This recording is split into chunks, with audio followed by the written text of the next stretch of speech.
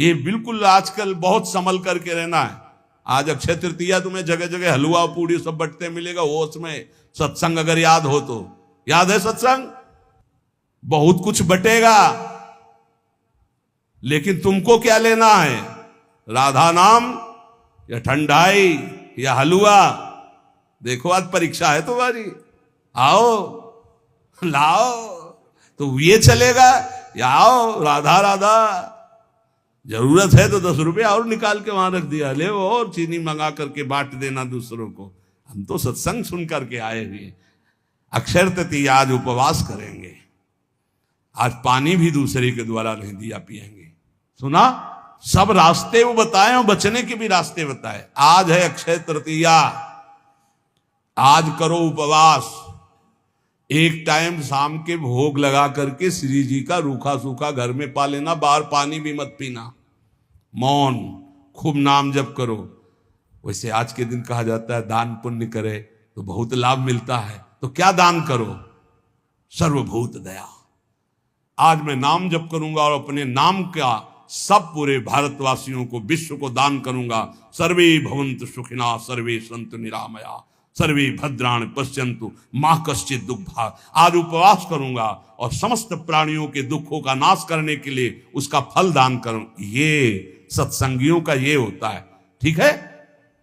उपवास, शरबत, ठंडाई, हलवा, आओ आओ। तुम क्या कहोगे? राधे श्याम, प्रणाम किया, चल दिया। वो देते भी हैं और वो बचाते भी हैं। आपको ऐसे चलना है। हमारे प्रभु का तो सब कुछ है, लेकिन आपको कैसे चलना है? भगवान का आज जितना नाम जप करोगे कई गुना बढ़कर लाभ मिलेगा। अक्षय आज माना जाता है, जितना दूसरों को सुख पहुंचाओगे उतना ही वो आपका कई गुना बढ़कर, जिसे दान कहा जाता है, जिसे पुण्य कहा जाता है। सबसे बड़ा दान किसे कहते हैं? सबसे बड़ा दान जिसके आगे कोई दान न हो, नाम दान। इससे बड़ा कोई त्रिभुवन में दान नहीं।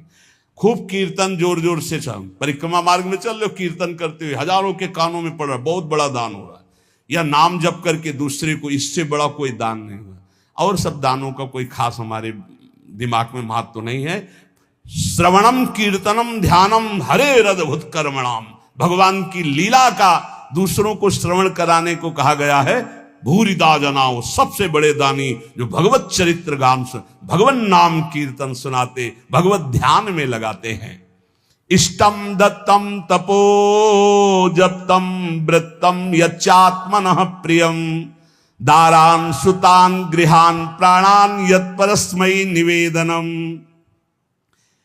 जो यज्ञ है, दान है, तपस्या है, अथवा जप है, सदाचार पालन है, स्त्री पुत्र घर मकान जो भी आपके पास, प्राण धन जो भी है, सब का सब भगवान के चरणों में समर्पित कर दे।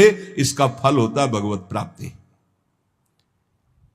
यज्ञ, दान, तप अथवा जप, सदाचार पालन, स्त्री पुत्र घर, अपना जीवन प्राण सब कुछ भगवान के चरणों में समर्पित कर दे। इसका मतलब क्या होता है? इसका मतलब होता है नाथ सकल संपदा तुम्हारी और मैं सेवक समेत। घर भी तुम्हारा, पत्नी भी तुम्हारी, पुत्र सब कुछ तुम्हारा, लेकिन उसे आप केवल भगवत भाव में रखिए। हे प्रभु, मैंने ये सब कुछ आपको समर्पित कर दिया और नाम जप कर दिए तो निश्चित भगवत प्राप्ति हो जाएगी। एवं कृष्णात्मनाथेषु मनुष्येषु च सौहृदम परिचर्याम चोभयत्र महत्सु नृषु साधुषु। जिन संत पुरुषों ने सच्चिदानंद स्वरूप भगवान श्री कृष्ण का साक्षात्कार कर लिया है अपने हृदयेश्वर के रूप में, ऐसे संतों का संग करे और समस्त प्राणियों पर सेवा करे। समस्त प्राणियों में विशेषकर मनुष्यों की, मनुष्यों में विशेषकर परोपकारी सज्जनों की, और सज्जनों में भी भगवत प्रेमी महात्माओं की यदि सेवा मिल जाए तो निश्चित भगवत प्राप्ति हो जाए। आज भगवान को चंदन अर्पित किया जाता है। प्रियालाल को आज चंदन चर्चित किया जाता है अक्षय तृतीया को। तो सबसे बड़ी शीतलता प्रदान करने वाली होती भजन वृत्ति। हमारी तो आंतरिक बात यही कि खूब आज भजन करो, उसका दान करो, तो उसका कई गुना फल कर आपको लाभ मिलेगा। पूरे विश्व को दान करो। जितना आज भजन करो उसके बाद कहो हे प्रभु पूरे विश्व स्वरूप में आप हो, आपको ये भजन देते हैं, सबका मंगल हो, सब निरोग हो, सब सुखी हो। वो जाएगा और कई गुना बढ़ करके पूरे विश्व का सुकृत लेके आपके पास आएगा। इसलिए भगवत प्राप्ति होती है उन संतों को जो अपने लिए भजन न करके जगत के लिए भजन करते हैं। पर इसके लिए हिम्मत चाहिए। बोले सुबह से उपवास के भजन हम कर रहे हैं, हम पूरे संसार को भजन दे दें। तो जब आप पूरे संसार को देंगे तो पूरे संसार का सुकृत आपके पास लौट करके आएगा। तो आप बहुत बड़े सुकृतवान, बहुत बड़े कृपा पात्र हो जाएंगे।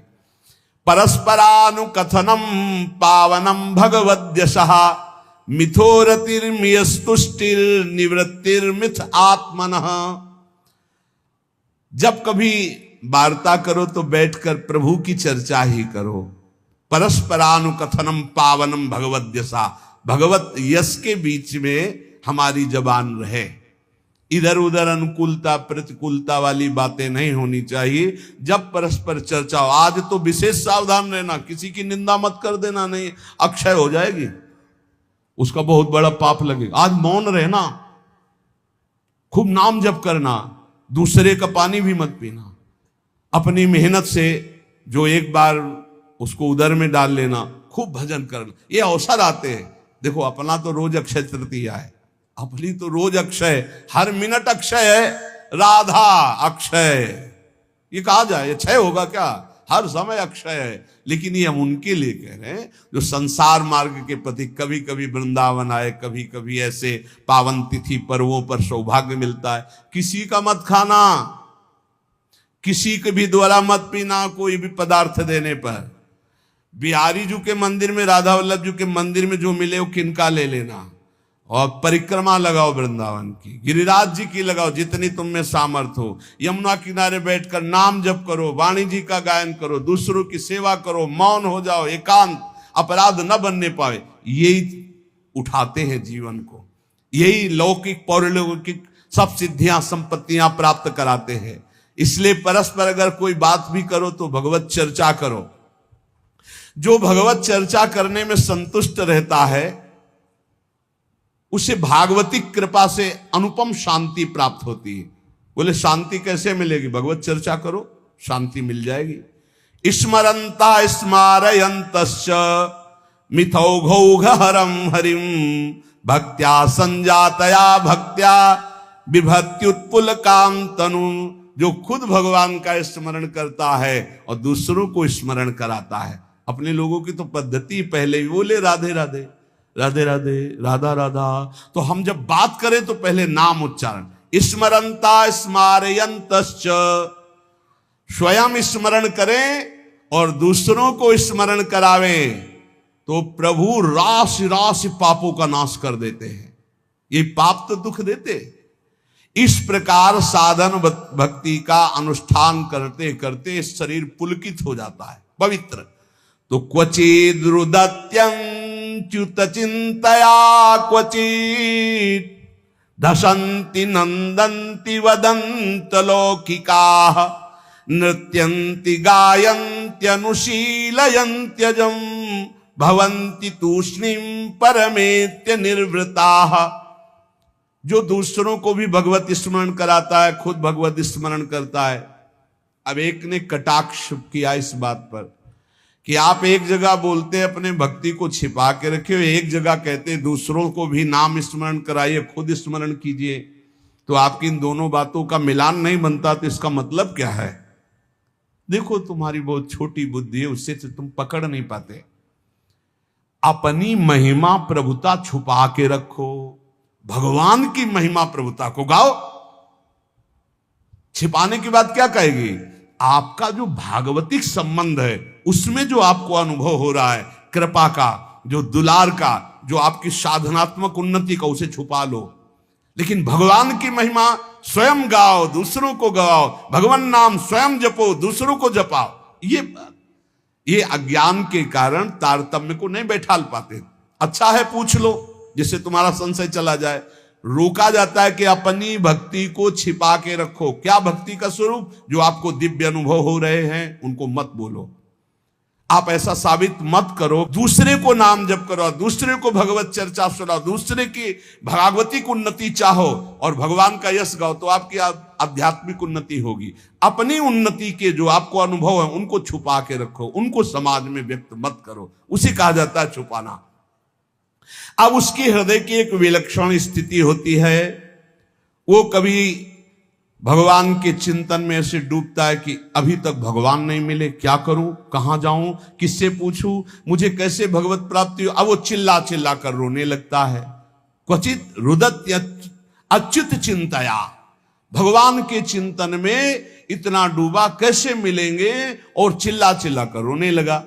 कभी वो भगवान की ऐसी लीला स्फूर्ति हो जाती, वो देखता है परम ऐश्वर्यशाली भगवान, यशोदा मैया छड़ी लेकर के रही, दिखा मुख, तूने मिट्टी खाई, भगवान डर रहे, ऐसी लीलाएं स्फुरित होती। वो कभी खिलखिलाकर हंसने लगता है, कभी भगवान के दर्शन के आनंद की उन्मत्तता में वो नाचता है, कभी लोकातीत भाव में भगवान के सामने गीत गाता है, भगवान से बात करता है। इस प्रकार उसकी दिव्यता, दिव्य भावों की जागृत हो जाती है। तो उपासक नाम जप करे, भगवत चर्चा सुने, और ऐसे लोगों का किसी भी तरह के कोई चमत्कार से प्रभावित ना हो। जहां प्रभु का नाम, प्रभु का रूप, प्रभु की लीला, प्रभु का धाम की महिमा का गान ना हो, बिल्कुल बच के रहो। कलयुग की आंधी चल रही, सच्ची मानिए, नाम जप से ही ब्रह्मबोध होता है, नाम जप से ही भगवत प्रेम होता है।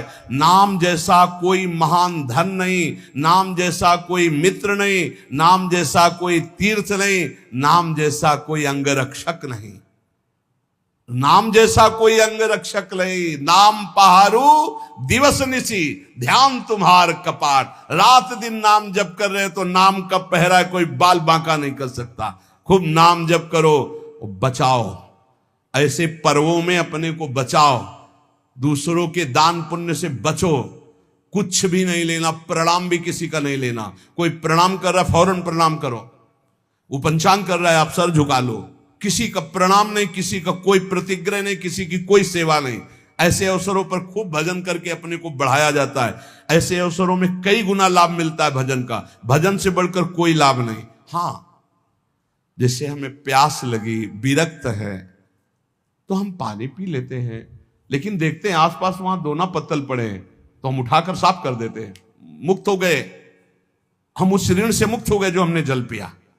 वहां आसपास देखा थोड़ा दोना पड़े जहां शरबत पिलाया जा रहा है, उनको साफ कर दिया, थोड़ी सेवा कर दी। चतुरता यही, किसी का प्रति, कल आप सुन रहे थे, जिसने कभी जीवन में किसी का प्रतिग्रह दान नहीं लिया है वो कई जन्मों की स्मृति को प्राप्त हो जाएगा। जो यम का पालन करता है, जो किसी से चोरी नहीं की, कभी झूठ नहीं बोला, जो ब्रह्मचर्य का पालन करता है, शरीर को पवित्र रखता है, किसी का प्रतिग्रह, वो त्रिकालज्ञ हो जाएगा। भूत भविष्य वर्तमान सब ज्ञान उसको हो जाएगा।